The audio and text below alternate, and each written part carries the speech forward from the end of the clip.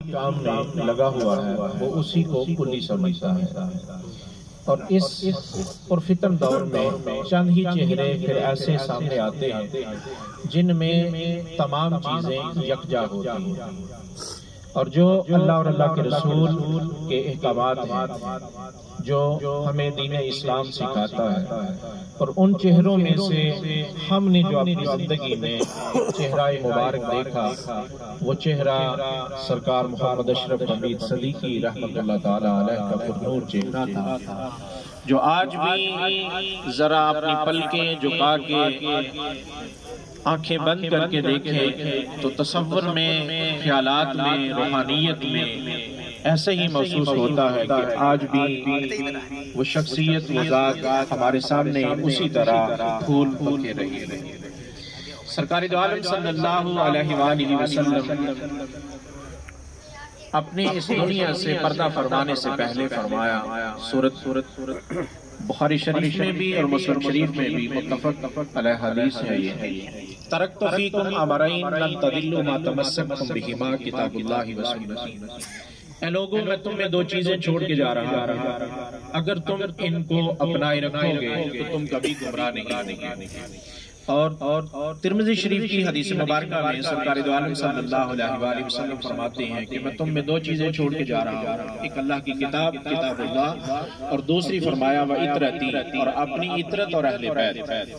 اور تیسری حدیث مبارکہ کو یکجا کریں تو آقا علیہ الصلوۃ والسلام فرماتے ہیں کہ میری اہل بیت اور قرآن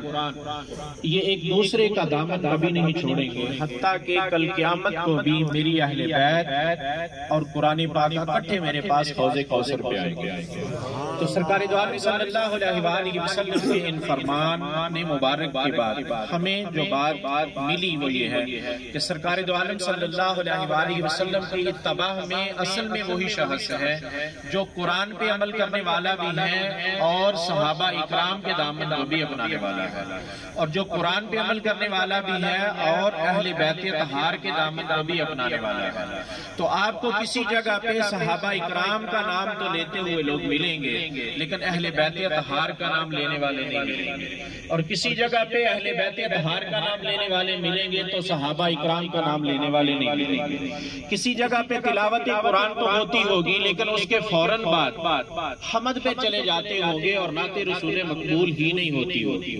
تو کوئی کسی نہ کسی جگہ پہ کسی نہ کسی کمی کا شکار ہے۔ تو الحمدللہ ہم جس محفل میں بیٹھے ہیں اللہ کے فضل اور اللہ کے کرم سے اور سرکار دو عالم صلی اللہ علیہ وآلہ وسلم کی نظر عنایت سے یہاں کسی چیز کی کمی نہیں،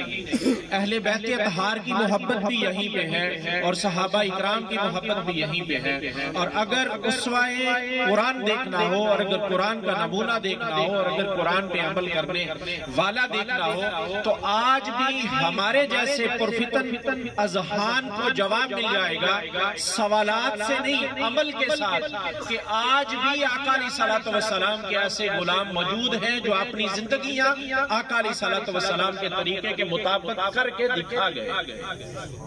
سرکار دو عالم صلی اللہ علیہ وآلہ وسلم کا فرمان علی شان ہے، اور قرآن مجید فرقان حمید بھی اسی پہ حکم فرماتا ہے، وَمَا آتَاكُمُ الرَّسُولُ وَمَا آتَاكُمُ الرَّسُولُ فَخُذُوهُ وَمَا نَهَاكُمْ عَنْهُ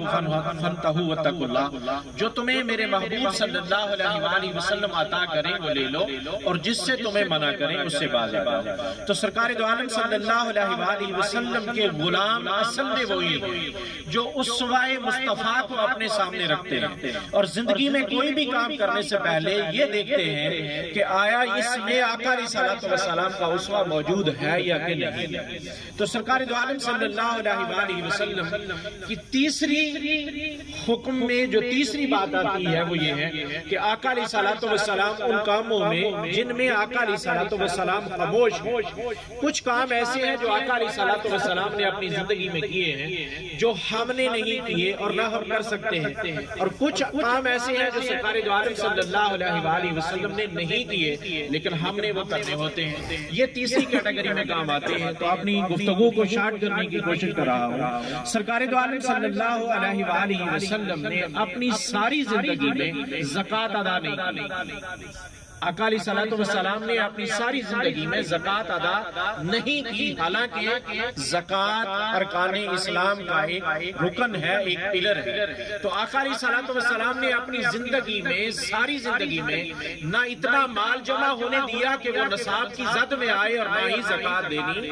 پڑے۔ تو آج کے اس دور میں زکوٰۃ تو ہم نے دینی ہم پہ فرض ہے، لیکن چند ہی وہ لوگ ایسے سامنے نکلیں گے جو صاحب نصاب ہی نہ ہوں ساری زندگی میں، تو ان میں ہمارے اور آپ کے شاہ کامل سرکار محمد اشرف قمیص صدیقی رحمت اللہ تعالی علیہ کی ذات مبارکہ بھی ہے کہ جن کے پاس سب کچھ ہونے کے باوجود بھی جمع پونجی کبھی اتنی نہیں ہوئی کہ صاحب نصاب ہو۔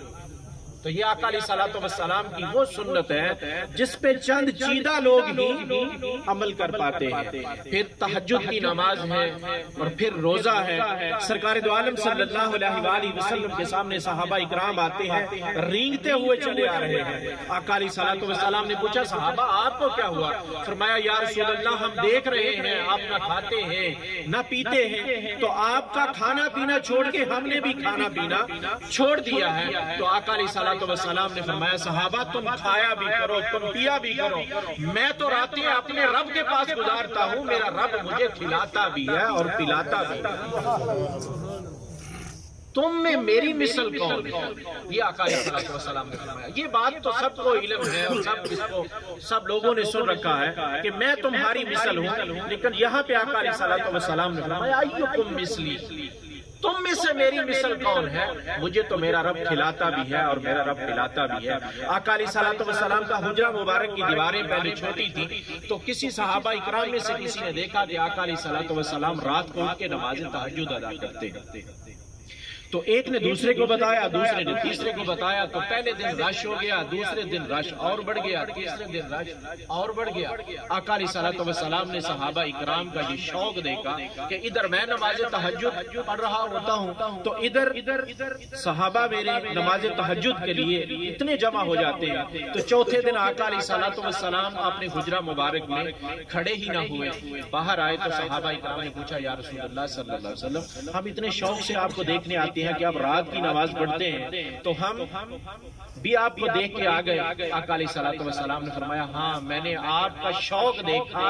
تو اسی لیے میں کھڑا نہ ہوا کہ کہیں تمہارا شوق دیکھ کے رب تم پہ فرض نہ کرے۔ تو یہ جھلک بھی ہمیں سرکار محمد اشرف قمیص صدیقی رحمت اللہ تعالی علیہ کی زندگی سے ملتی ہے۔ بات کو ختم کرتا ہوں، سرکار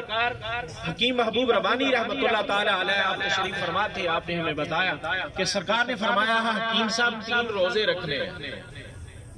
حکیم صاحب 3 روزے رکھنے ہیں۔ تو آپ فرماتے ہیں میں نے ہاتھ باندھ لیے کہ سرکار کیا سب نے روزے ہی رکھنے ہیں؟ آپ ہیں نا روزے رکھنے والے۔ تو اس شخصیت نے 27 سال سے بھی زیادہ عرصہ کا جو چند دن چھوڑ کے جن میں منع ہے، باقی ساری زندگی روزے رکھے ہیں، اور جس طرح آقا علیہ السلام نے روزے رکھے اور اپنے صحابہ کو منع فرما دیا اور تہجد کی نماز ادا کی، لیکن